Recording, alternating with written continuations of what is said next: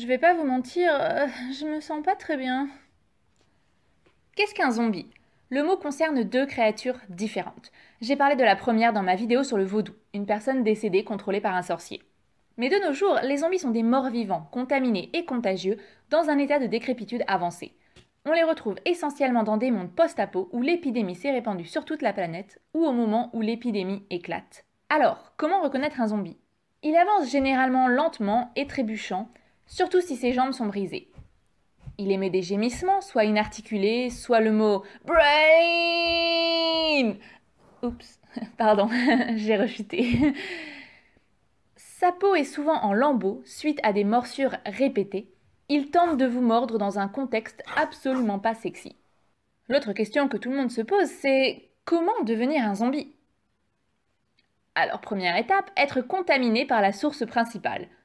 Un burger contaminé, quelque chose dans l'air, ou, deuxième option, se faire mordre par une personne déjà contaminée.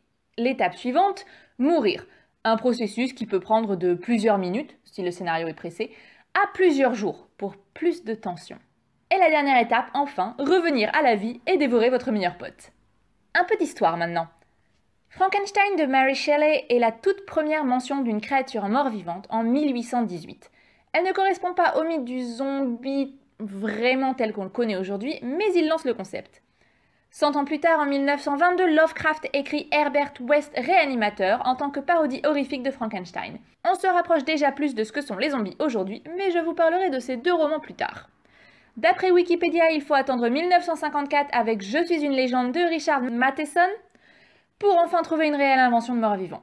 Depuis, l'utilisation du zombie s'est multipliée et la série The Walking Dead lui a même donné des lettres de noblesse. Tout comme Zombieland, d'après moi. On les retrouve dans la littérature, les films, les jeux vidéo, les comics, toute occasion est bonne. C'est personnellement mon costume d'Halloween préféré quand j'ai la flemme de faire autre chose. Ce que j'aime bien avec les zombies, c'est que ça permet de se poser des questions intéressantes sur la survie d'une population face à une épidémie, qu'elle transforme la population en créature assoiffée de sang ou non.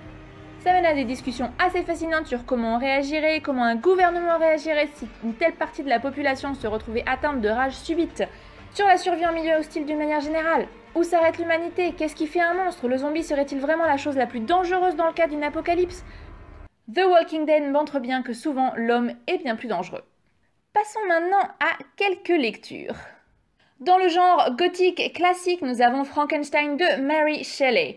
Parce que même si on est loin de l'épidémie, ça reste le tout premier zombie de l'histoire de la littérature. On a une atmosphère vraiment unique pour une histoire de mort-vivant avec les verts pâturages de la Suisse. L'histoire prend une tournure sombre et gothique uniquement vers la fin, mais c'est un classique assez rapide à lire, donc je vous le recommande pour votre culture générale. Dans la catégorie horreur, nous avons Herbert West Réanimateur de Lovecraft.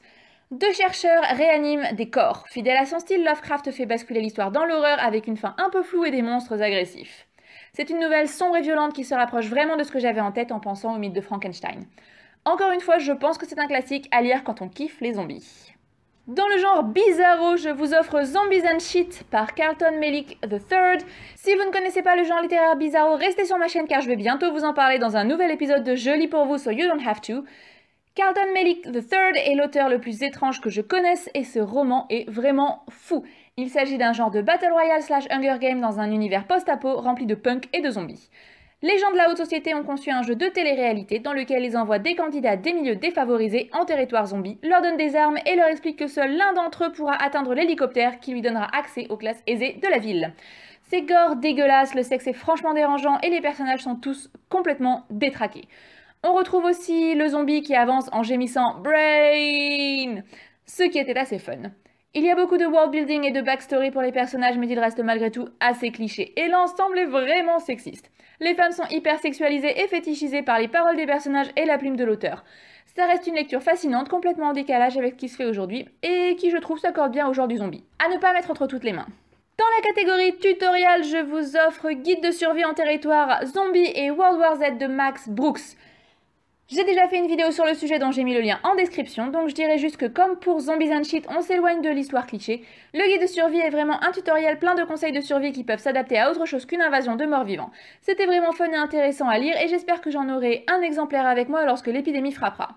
World War Z ressemble plus à un livre d'histoire, il recueille différents témoignages de personnes ayant survécu à l'épidémie une fois qu'elle est éradiquée. C'est une excellente lecture. Dans la catégorie conte de fées, j'ai Alice au pays des morts vivants de Ménard Dac. Bon, en fait, on est loin du conte de fées, mais on retrouve tous les éléments d'Alice au pays des merveilles. Le style est un peu maladroit, Alice est plus un prétexte qu'autre chose, mais il y avait des éléments intéressants. L'histoire commence bien après le début de l'épidémie et se passe en Inde, pays d'origine de l'auteur. Mais Alice, l'héroïne, est une américaine blonde qui a grandi dans cet univers et n'a jamais connu autre chose. On a d'un côté un esprit survival en territoire hostile et de l'autre une quête de la vérité. Comment s'est produite cet apocalypse et qui se cache derrière le comité central et Zeus ? Dans la catégorie roman historique, je vous propose Orgueil et préjugés et zombies par Seth Graham Smith. Amis de Jane Austen, fans de zombies, ce roman est pour vous. Ou pas. Il s'agit d'un roman parodique reprenant les personnages et l'intrigue de Jane Austen mais en ajoutant à l'histoire des zombies qui aimeraient bien les dévorer. J'ai trouvé l'ensemble divertissant mais l'esprit du roman original a disparu. Les personnages perdent de leur modernité et j'ai souvenir d'avoir trouvé la fin assez sexiste, ce qui ne correspond pas du tout à l'esprit Jane Austen. Dans la catégorie Histoire d'amour, j'ai Vivant de Isaac Marion. Vivant est un roman d'amour plein d'espoir, une version parodique de Roméo et Juliette qui se passe à notre époque entre un zombie et une jeune fille. Rassurez-vous, on ne sombre pas dans la nécrophilie car tout le but de l'ouvrage est de montrer que les zombies n'ont pas perdu toute leur humanité. Mais j'en dirai pas plus si vous ne l'avez pas lu. C'est un peu gnangnan à mon goût, but still a better love story than Twilight. Pour la catégorie polar, enfin, je vous propose My Life as a White Truth Zombie by Diana Rowland. Angel n'est pas une fille bien, c'est une addict, elle n'arrive pas à garder un boulot et elle a un casier judiciaire. Un jour, elle fait une overdose et se réveille aux urgences. Elle reçoit peu de temps après une lettre lui proposant un boulot à la morgue. Sachant que depuis son réveil, elle a le besoin étrange de dévorer des cerveaux, elle accepte et se retrouve à enquêter sur un tueur en série qui décapite ses victimes. Vu que la tête n'est jamais retrouvée, ça complique la vie d'Angel qui a du coup du mal à se nourrir. On est bien loin du post-apo et de l'épidémie. Il s'agit ici d'une histoire drôle et rafraîchissante qui transforme complètement tous les codes du roman de zombie. Voilà pour ma sélection, j'espère qu'elle vous aura plu. Quels sont vos romans de zombies préférés? N'hésitez pas à commenter. Je vais quant à moi partir à la recherche de cerveaux. Je vous dis donc à bientôt. Bye!